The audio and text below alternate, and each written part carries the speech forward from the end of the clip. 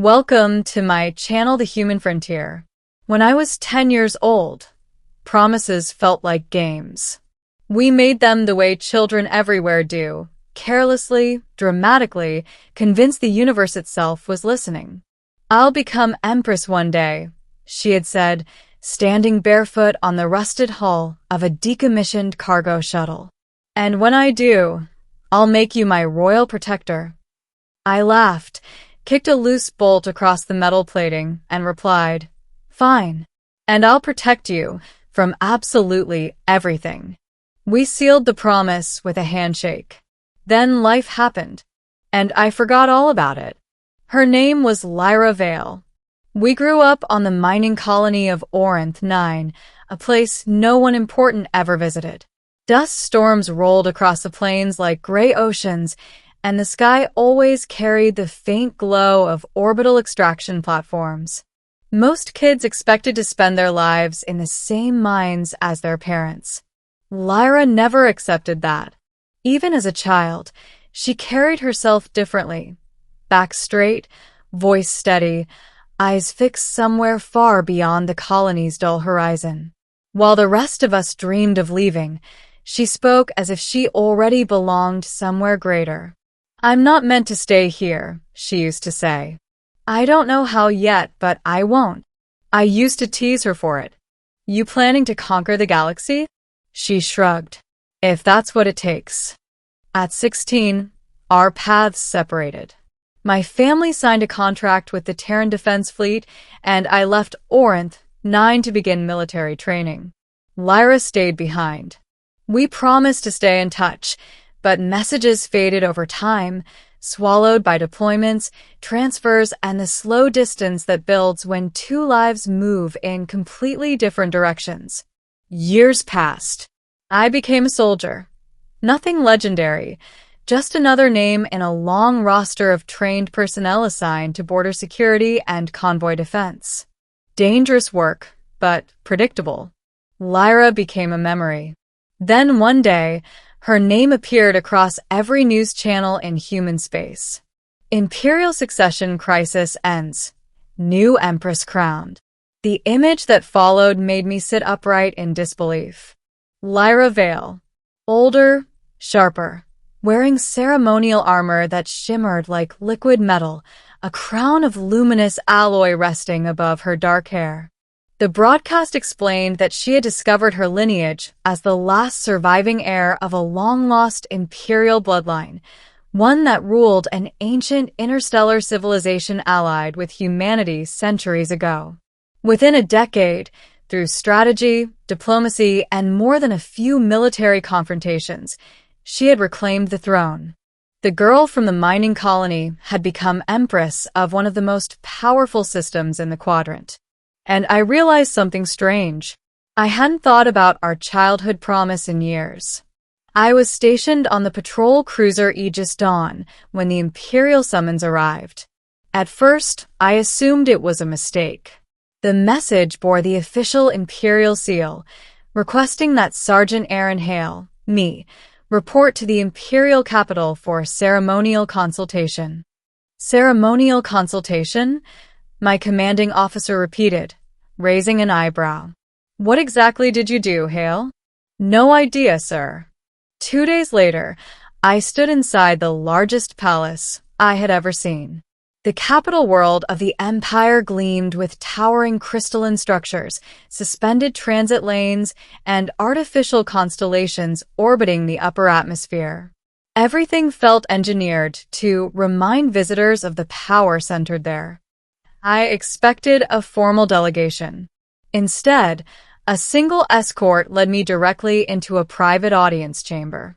And she was already there. Lyra stood near a tall window overlooking the endless cityscape. She wore a simpler uniform than the one from the coronation broadcast, still unmistakably imperial, but less ceremonial. When she turned, her expression shifted from formal composure to something warmer. "You took long enough," she said. I blinked. "Your Majesty." She laughed softly.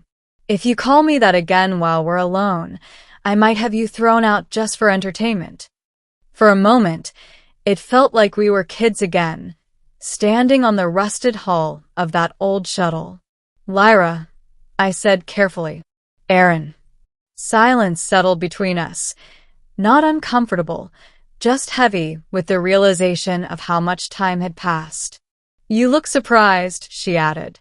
I think confused is closer. She crossed the room and stopped a few steps away. Do you remember the promise we made? I hesitated. Barely. Her smile faded just slightly. I didn't forget. Over the next hour, she explained what had happened after I left the colony. Her family lineage had been discovered through a genetic registry tied to an ancient imperial evacuation program. At first, she had been nothing more than a symbolic claimant, a distant heir with no real power. But she had studied relentlessly, learned military strategy, political negotiation, and economic systems. When civil war fractured the empire, she stepped forward as a unifying figure. Many thought she would fail. She didn't. I had to become stronger than everyone who wanted the throne, she said quietly.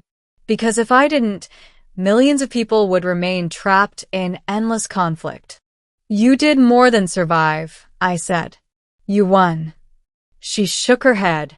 Winning is temporary. Holding peace is the real battle. Then she met my eyes. And that's why I asked you here. I expected a ceremonial role, something symbolic to satisfy nostalgia. Instead, she offered me a position that would place me directly at the center of imperial security. My advisors recommend experienced generals, she said. Strategists, political veterans, people who understand the power structures of the empire. That sounds reasonable. I disagree. I frowned. Why? Because most of them want influence. Some want control. Others want to shape the empire according to their own agendas. She paused. I need someone who remembers who I was before the crown. The realization hit slowly. You're serious? I always was. The offer frightened me more than any battlefield assignment I had ever faced. Protecting a convoy was one thing. Standing beside an Empress, becoming responsible for decisions that could affect entire star systems, was something else entirely. You know I'm not extraordinary, I said. I'm not some legendary commander. I know, she replied. That's exactly why I trust you. Her words carried no flattery, only certainty. You once promised to protect me from everything, she added gently. I'm not asking you to fight the universe. I'm asking you to stand beside me while I face it. For the first time in years, I remembered that childhood handshake clearly. Back then, the promise had meant nothing. Now it meant everything. I accepted. Training began immediately. Advanced diplomatic security protocols, imperial command structures, intelligence coordination. The transition from ordinary soldier to royal protector felt surreal, but Lyra insisted on something unusual. No special treatment, she told the instructors. If he fails honestly. Months passed. I learned quickly, not because I was extraordinary, but because I had to be. Assassination attempts were not theoretical risks in imperial politics. They were routine realities. One evening, after a particularly long strategy session, Lyra and I stood together on the palace observation deck. Do you regret it? She asked suddenly. Regret what? Coming here. I thought about it. My life used to be simple, I admitted. Now every decision feels like it carries the weight of a planet. She nodded. That feeling never goes away. Do you regret becoming Empress? She was quiet for a moment. No, she said finally. But sometimes I miss being the girl who could dream without consequences. The real test came sooner than expected. An extremist faction attempted to destabilize the Imperial Transport Network, targeting one of the diplomatic summits Lyra was scheduled to attend. Intelligence suggested the attackers planned to strike the arrival platform directly. Security teams proposed canceling the visit. Lyra refused. If I disappear every time someone threatens violence, they will learn that fear controls me, she said. So we prepared instead. On the day of the summit, tension hung thick in the air. Surveillance grids scanned every incoming vessel. Defense drones hovered above the platform in tight formation. I stood beside her as the transport doors opened. Nothing happened at first. Then the attack came. A concealed explosive drone burst from the underside of a cargo shuttle, accelerating toward the central platform where Lyra stood. Security turrets reacted instantly, but the drone was already too close. I moved without thinking. Grabbing her arm, I pulled her behind the reinforced barrier as the explosion shattered the outer edge of the platform. The blast wave slammed into the shielding, sending shock vibrations through the structure. Guards neutralized the remaining threats within seconds. Smoke cleared. Lyra looked at me, eyes steady. "You always did keep your promises," she said quietly. Weeks later, the Imperial Council formally confirmed my appointment as Chief Royal Protector. The ceremony was grand, filled with speeches and ceremonial declarations, but the moment that mattered happened afterward, when the hall emptied. Lyra extended her hand, not as Empress, but as the girl I had grown up with.